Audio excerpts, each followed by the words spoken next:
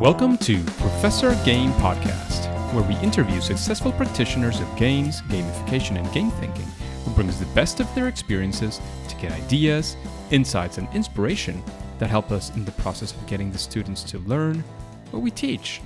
And I'm Rob Alvarez. I teach and work at IE Business School in Madrid, where we create interactive and engaging learning materials. Want to know more? Go to professorgame.com/subscribe, start on our email list, and ask me anything. Engagers, today we have another educator. Here we have Glen with us. But Glen, before we get started, I need to know something very, very important. Are you prepared to engage? I am prepared. Let's do this. Let's go. So Glen Irvin has been in education around 20 years, and he currently works as an instructional coach in Sauk Rapids. I'm not sure if I pronounced that right, but it's in Minnesota. Glen has also previously been a Spanish teacher because he is well known by the Schoology community as a gamification expert, Schoology Ambassador, and he was the 2016 and 17 Schoology Educator of the Year.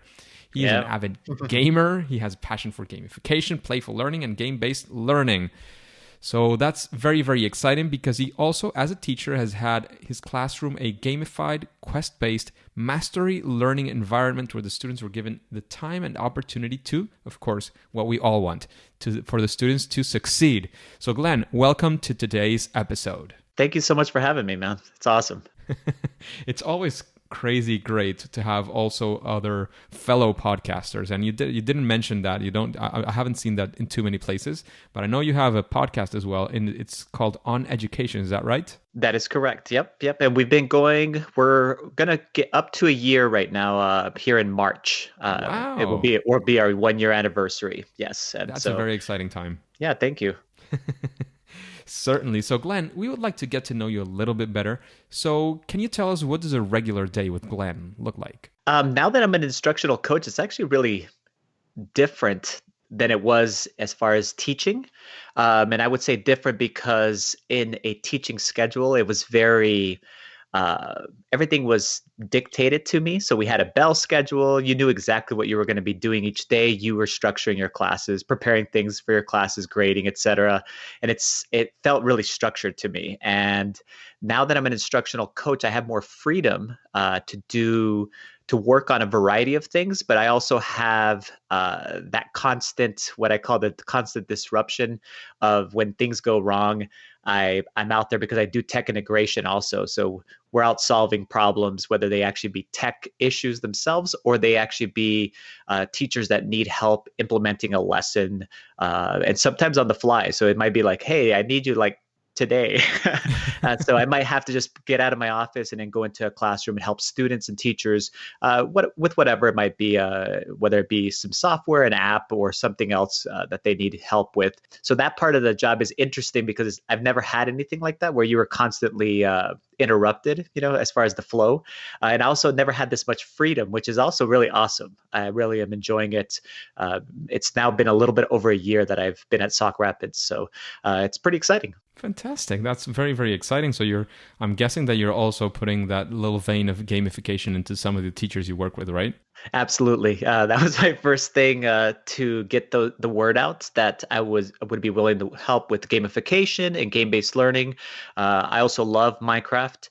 So that's one of the first things that we actually received the scholarship, kind of an internal scholarship in the school to purchase 100 licenses K through 12 so that we could go ahead and kind of introduce the concept to people so that they would get used to it. So hopefully that the district continues to purchase the licenses from this point forward, really into Minecraft in a variety of content areas. So, and it sounds like a lot of my fellow teachers here in the district are excited to get started with it too. That sounds absolutely great. So Glen, now that we know you've been going on for quite some time with not only education, but also with gamification, now you're also an instructional coach. We want to know of a time, of course, because we all know now that it's not just rainbows and, unicorns. That's true. Things do go wrong. Yes. And we test things, we try things, and we improve. That's part of our job. That's part of what we do every now and then, every time that we can. So we want to know of one of those times that it didn't go right, that you didn't go how you expected it, that this happened, this perfect storm or whatever, and you had this fail moment, this first attempt in learning. Can you describe us, take us to the ground level, see what happened, what went wrong, and of course, how you got out of it because you're still here today? Awesome. I would say one of the things that I talk to teachers about when we're talking about gamification, as far as all of the different types of elements, and I always tell teachers, number one, you don't have to do everything that I did, because I did it because I was passionate about each of these aspects of gamification and implementing it into my classroom. But one of the things that I tell teachers that was a fail moment for me was had to do with leaderboards. I had read about them and really wanted to implement them into my classes.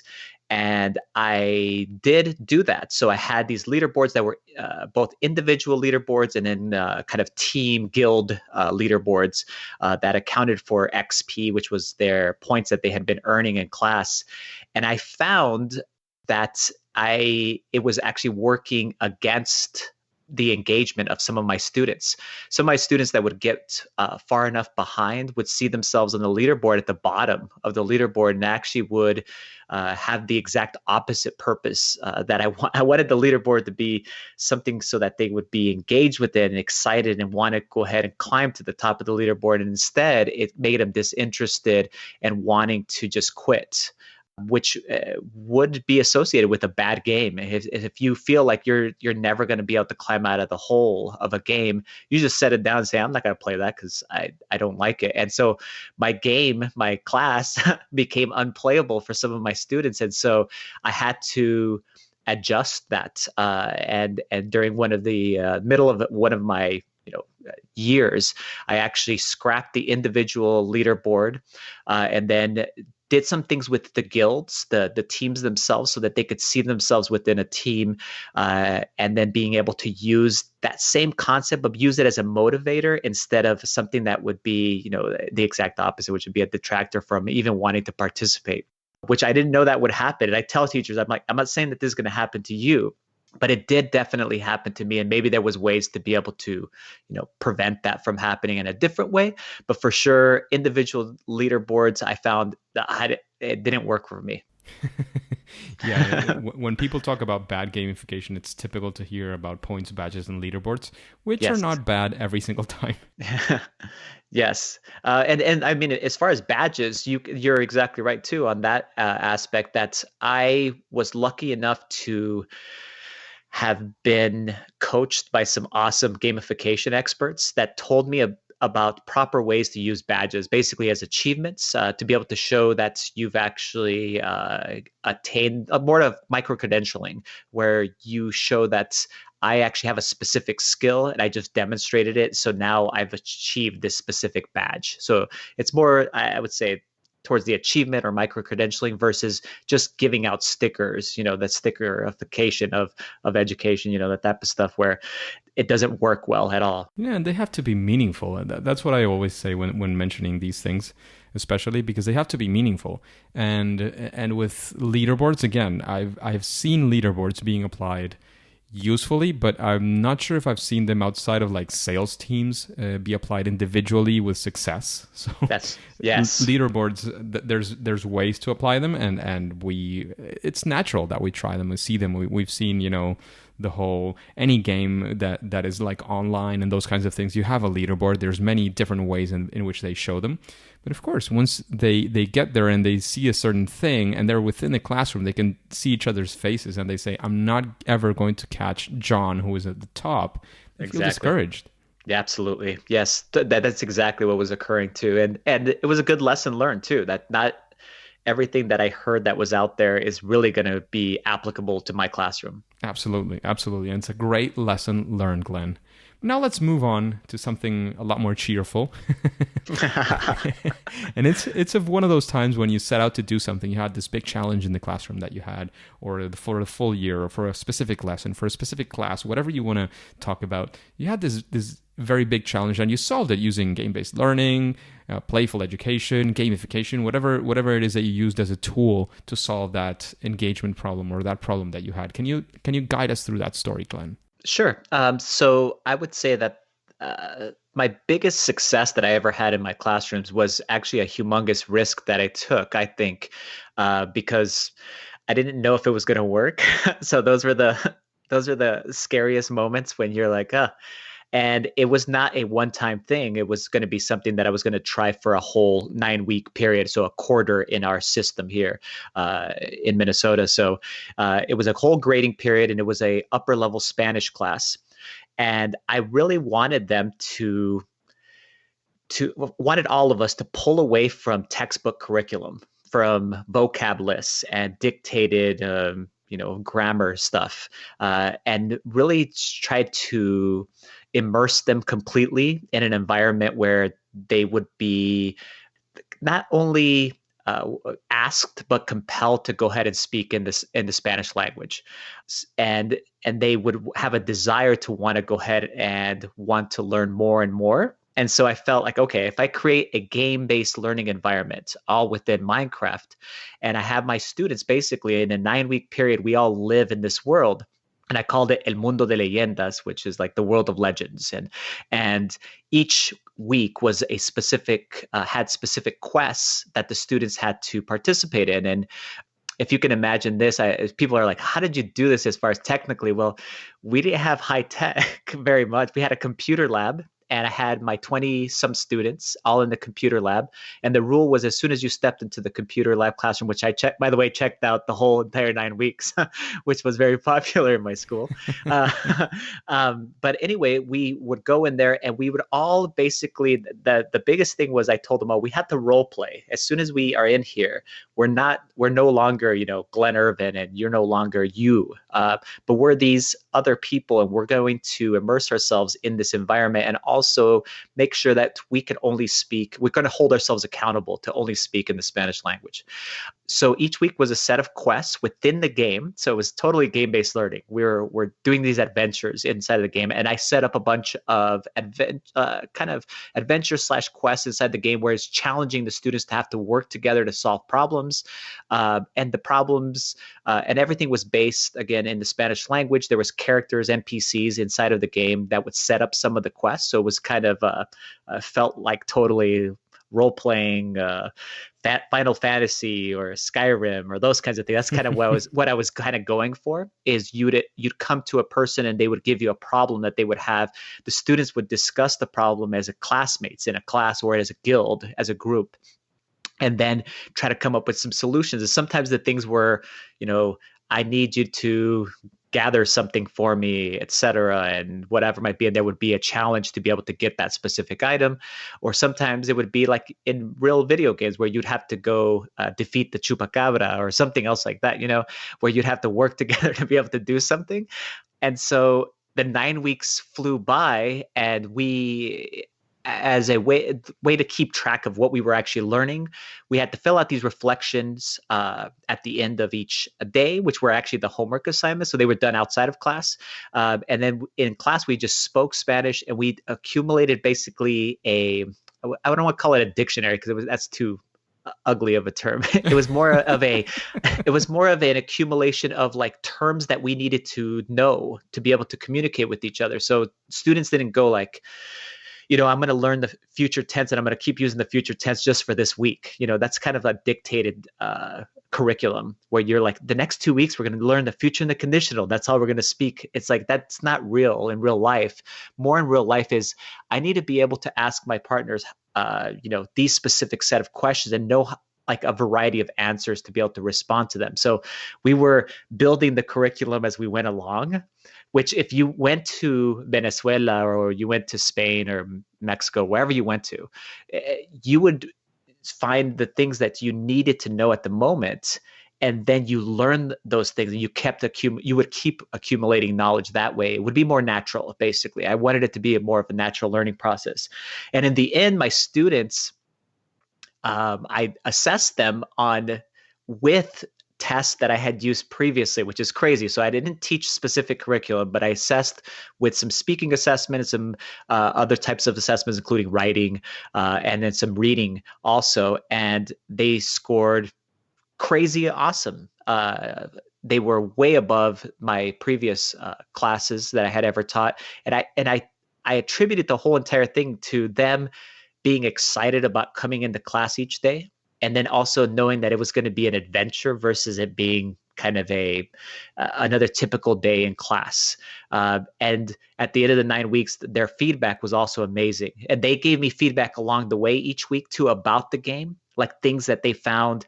Hey, maybe we need to add some more of these types of elements. So they knew games too, and they found things that were wrong with the game elements of the game that the next week we could adjust and then fix and then be able to add to those quests and adventures and those kinds of things. So the game was being also, they had ownership also in the game itself. So that was super cool too. There's so many things that I could pull out from all the things you said there. But listeners, engagers, if you're listening to this and you want to go back and listen to it again, because there's so many things, again, there's a great use of the game. There's use of all these elements, of these social interaction elements, the immersion.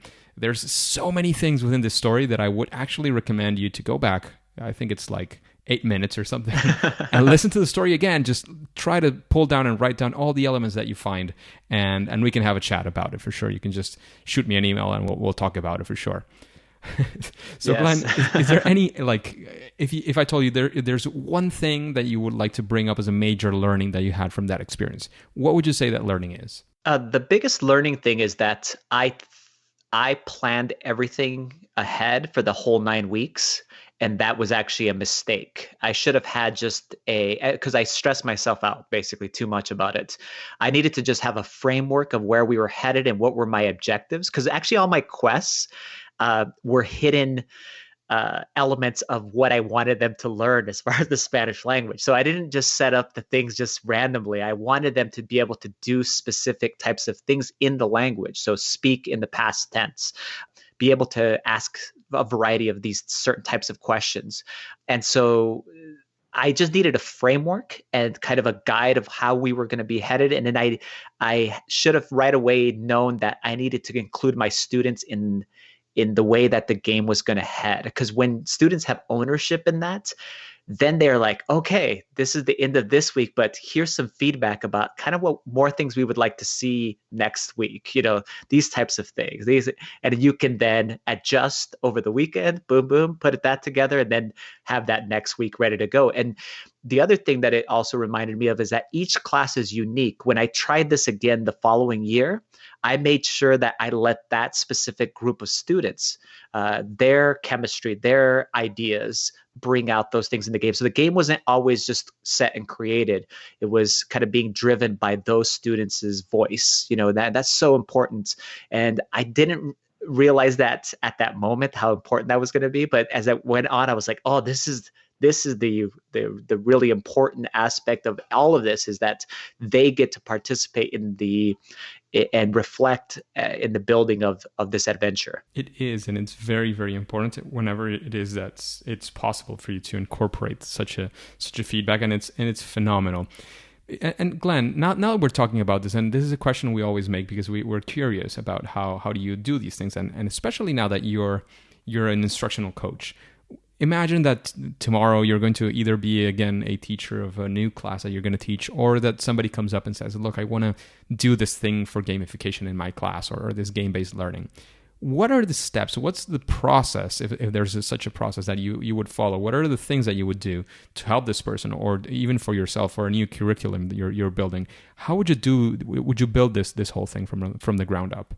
I said the first thing, I always tell teachers that no matter what you're using as far as any type of tool or any type of technique, that you really need to make sure you truly understand what is it that you want your students to come out with at the end. So what are the true can-do, I call them the can-do statements, the objectives, the standard, whatever it might be, but really break it down to say, my students need to know these things. I mean, not just some highly worded standard, but really say, hey, I want them to know these 5 things by this thing, and then start making a plan. Okay, how do we actually get there? Now, if you're going to use game-based learning, like the way that I did as far as those things, you really have to be kind of, I think, invested in that. So you have to be passionate about. So you have to kind of play the game too, and be into and know kind of the mechanics of it and kind of what you can manipulate in the game. Because I knew I could manipulate, for example, these little NPC characters. I was like, okay, this can lead me in a direction and help me out with this.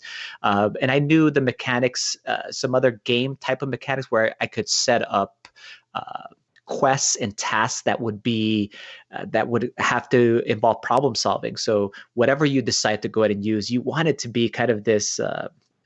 People talk about problem-based learning or project-based learning. Well, you have to set up things that are meaningful for the students, something that actually says, oh, there's something here. How do I solve this? Whatever it might be. So those are some important aspects. And I would just say, number one, play the game, get some, like I just said, the can-do statements.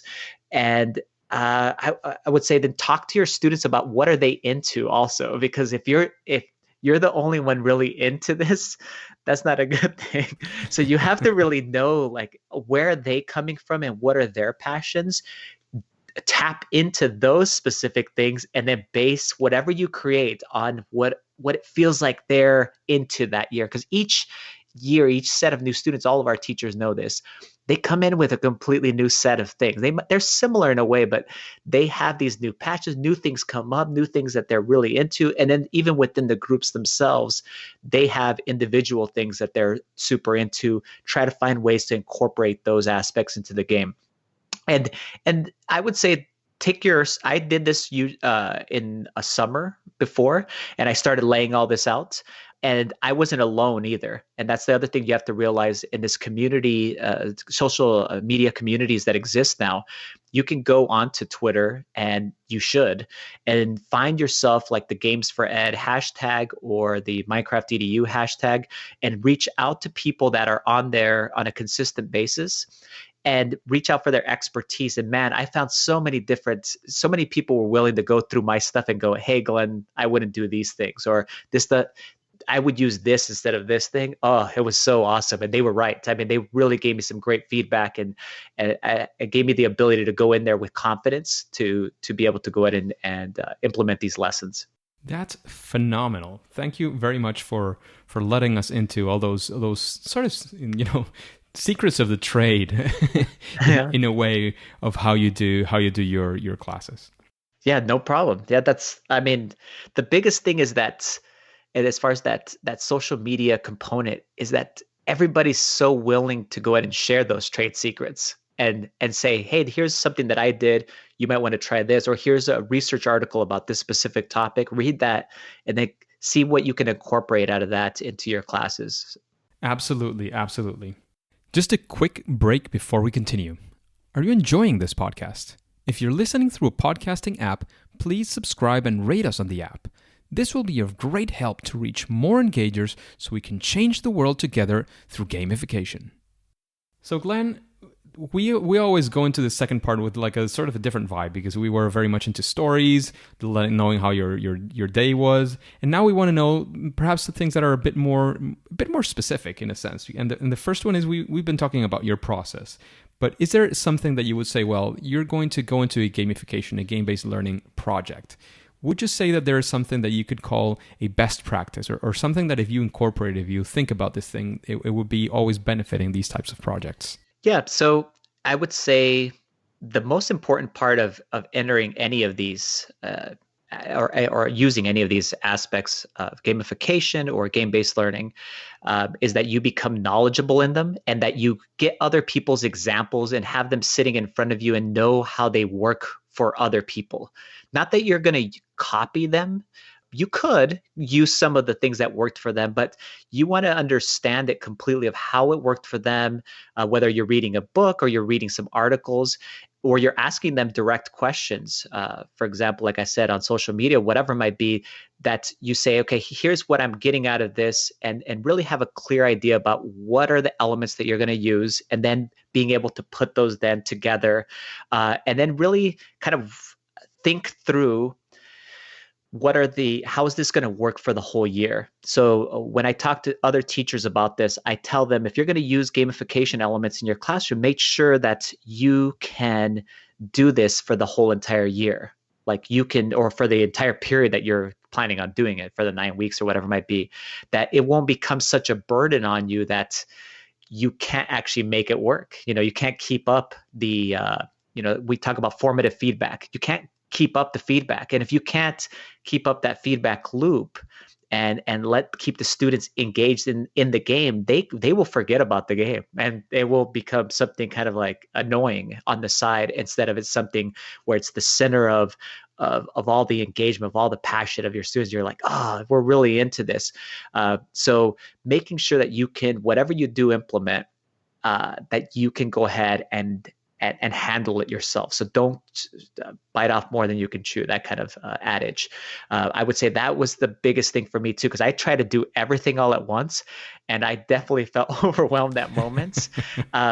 But the biggest thing that I could see in my students is they wanted that feedback. They wanted to know how they were growing, both in the Spanish language, but also in this game itself that we had set up. So those were super important aspects.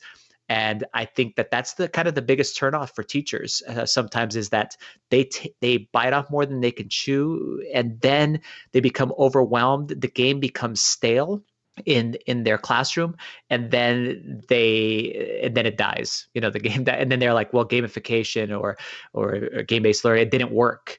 And that's because I think sometimes we just take on too much, or we don't know enough about something, and then we end up going like, okay, it failed. I don't want to do this anymore. Always afraid of failing, that's for sure. But we have to. Totally. I think that as educators and as human beings in general, we have to shake off a bit that fear and try to go into things with that scientific sort of mindset and say, well, this didn't work. Let me check out and see what else or what's similar. What can I tweak? What can I change to make this work? Absolutely. Yes. So Glenn, what would you say is your favorite game? My favorite game of all time? I rate them on different levels, because I become passionate about like certain things at certain times. Like, okay, currently I'm super into a game called Farm Together. It seems really weird. It's like a Farmville heyday kind of game. Those games that used to exist, or they probably still do, on apps for phones. But now there's a PC and a console version of a game called Farm Together. And the coolest part is that you can get all of your friends, and it encourages you to get all of your friends onto your farm and kind of build it up. You also build up your individual character itself. And it is more, I like kind of grind kind of games. So that's the reason why I think I really am into this game currently. But as far as if you would have asked me last year about this exact same question, I would say there was a game called Monster Hunter World. And again, it's another game where I'm really into games where you have to invest a lot of time and effort into to be able to grow your characters. And that's Monster Hunter World. It's a total grind game where you're fighting against all of these different types of prehistoric monsters, and also fantasy types of things that someone has created. You build up your character in a variety of different fighting styles and whatever it might be. And so that's a super awesome game for me. But as far as all-time legendary types of games, the first game that I ever played that I was super into, and I can still play it pretty well, I still would consider myself to be a top 5%er, is a game called Galaga. I don't know if you ever played that game. Sounds familiar, but I can't remember. I can't like find it somewhere. Galaga is one of the original games. Came along with like Miss Pac-Man, those kinds of game, Pac-Man kind of games. And the reason, I mean, it's super simplistic. You're shooting these little things up at the top, and the reason why I really enjoyed it after a while is because for one quarter I could play for basically an hour. And that was unheard of in the days when you actually had to put in a quarter. I would last consistently at least an hour, if not longer. So that was my claim to fame, is that I could go through many, many, many levels of Galaga and make my hand hurt very much as I blasted my way through many levels there. So that's one of my all-time favorite games. I still have a lot of memorabilia about Galaga because one day maybe I'll even have the game itself. We'll see. I'm sure it's on Steam or something. Oh yeah, it totally is. Yes. So is there somebody when you hear these questions and you hear all the things that we've been talking about, is there somebody that comes to your mind that you would say, well, this person would be a great guest for this type of interview in Professor Game? Oh God, yeah. I mean, I know so many people that would fit this mold. People that have basically mentored me, and I wouldn't be anywhere. I wouldn't have been able to do the things that I did without them. The first one I would mention, his name is Chris Haskell, Dr. Haskell, and he's at Boise State University. And I actually took a course from him that was called Teaching and Learning in Virtual Worlds. And that was the course that got me into this whole Minecraft thing. He pushed me to go beyond kind of some, I would call it kind of some cheesy use of a game like Minecraft in class, kind of like some using it as a poster, as a 3D maker, and really push it to game-based learning. So Dr. Chris Haskell would be an amazing guest, and maybe you've already had him, and he is so awesome. No, he hasn't been a guest. Oh, you got to have him on. He's amazing, and he's not only an amazing, gamification, game-based learning professor, but he's just an awesome person to talk to. Talk about stories. You got to ask him about stories. He tells some amazing stories. There's another gentleman. He's in Toronto. His name is Paul Darvasi. I don't know if you've ever had Paul. Somebody already just suggested him. I think it was last week's. It could have been Stephen Isaacs. Yes. Oh, yeah, totally. Yes. You got to get Paul Darvasi on here. He is the guy that I go to whenever I want to do alternate reality games in class, or I want to talk to or connect with somebody. And he's done some amazing things in class where he basically turned his class into novels that they were reading. And you see some of his stuff online. He blogs about all of these things. It's about how he went about doing it, how you can go ahead and do it, too. And I think it's called Ludic Learning is his blog posts. But Paul Darvasi is an amazing person. Along the same lines of alternate reality games is John Fallon. And he's a teacher in Connecticut.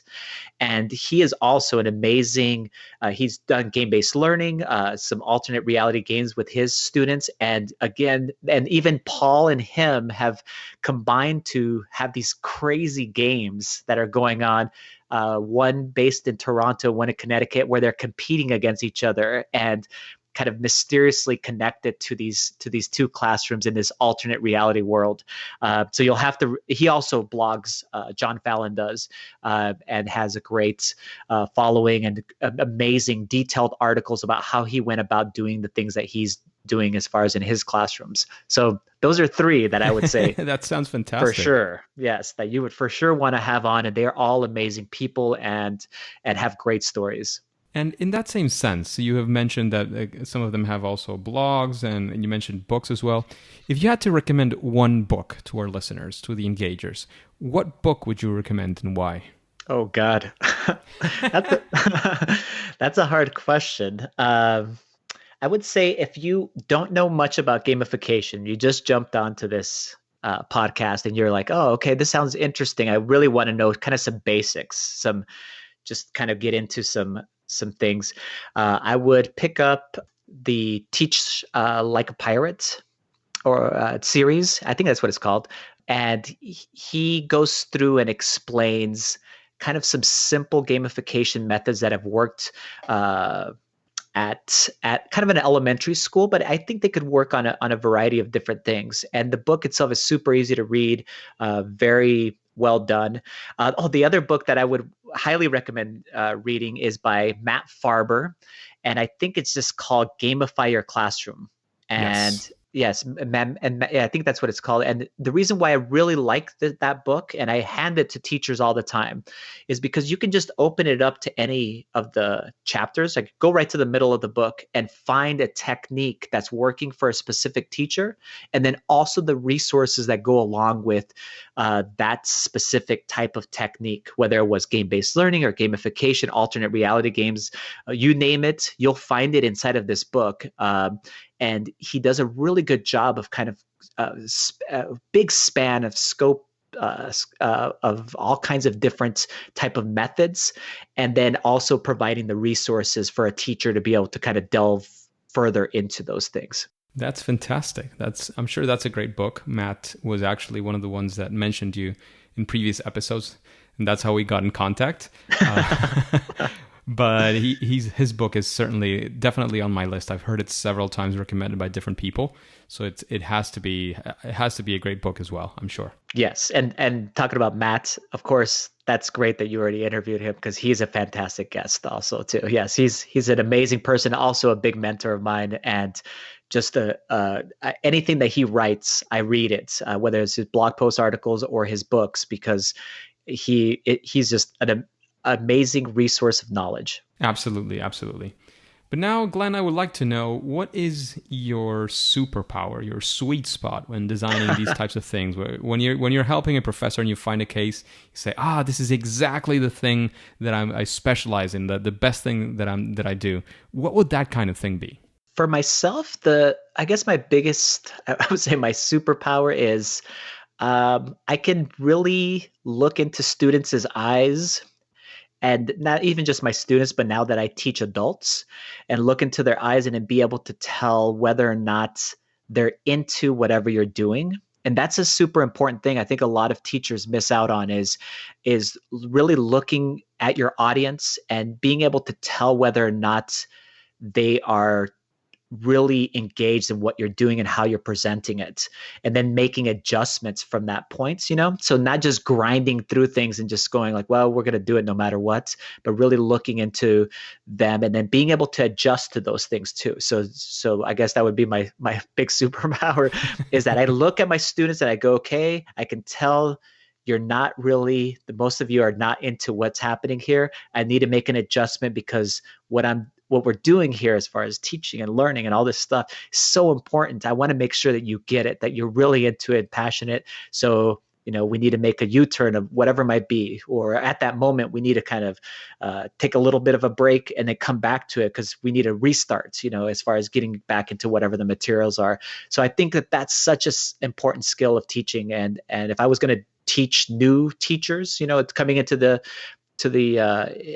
profession, I would tell them, make sure you are engaging with your audience. You really understand on their end what they're, kind of what are they feeling out there, and then you make adjustments for kind of as you go along in your lessons. So you don't just grind through stuff because you have to. That's the worst thing I think ever is you got to make sure you make adjustments for who they are, and then incorporate those things that really caught them, really grasped them. For me, it was things like I play a guitar and I sing. So those types of things, like starting off a class by singing a song together and, playing guitar and kind of having fun, those types of engagers, really important to kind of getting the energy up in your class, so that you can continue that energy throughout however long time you have together, to learn everything that you can. And I always told them, I was telling my student, I was really honest about this. I said, we have such a short time together. Let's make sure that we can learn everything that we possibly can, as far as within this time that we have together. And then for my thing, it was just basically learning as much Spanish as you possibly could, in this limited amount of time that we have together. Absolutely. So Glenn, we're almost running out of time by now. So I would like to know if you have any quick final piece of advice for our listeners. Then let us know how we can find you, where we can find you, and then we'll say it's game over. Okay.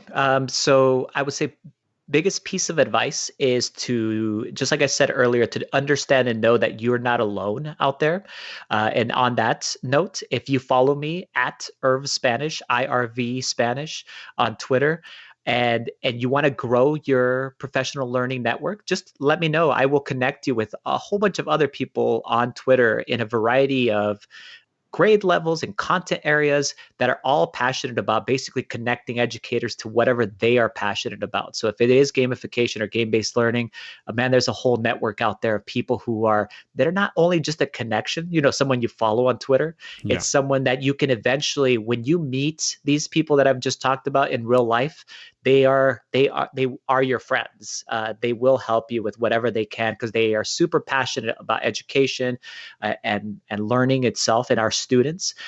So they will help you. So I would say that's the biggest piece of advice: is get out there and connect with as many people as you can, and then ask questions. And don't be afraid to ask. There is no dumb question, and we can definitely get you in connection with the right people or the right resources, and then get you started on this journey, which is just so awesome and has really invigorated my career when I really incorporated these elements into it. So at Irv Spanish, and then I have an email address that you're more than welcome to. It's just my name, glenirvin@gmail.com too, that you can go ahead and reach out to. Fantastic. Thank you very much for all those communication channels, all that great advice that you've given us today, all the time that you've invested today, Glenn, because I know teachers and instructional coaches like yourself have a lot on their plate, and you also have a family and personal life to attend to. You have your podcast, so many things going on, so many exciting things going on as well. So I really want to thank you for your time. However, it's time by now to say it's game over. Awesome. Thanks so much for having me. Appreciate it. Hey, Engagers. Thank you for listening to Professor Game Podcast. How are you listening to this podcast? If you're using any podcasting app, have you subscribed and rated this podcast? Please do so. That way we can reach more Engagers like you to achieve our mission of making learning amazing. And if you want the instructions, you can go to professorgame.com/iTunes. And before you go on to your next mission, would you like to know how to use the psychology of games through the expert Jamie Madigan? Then subscribe using your favorite podcast app and listen to the next episode of Professor Game. See you there.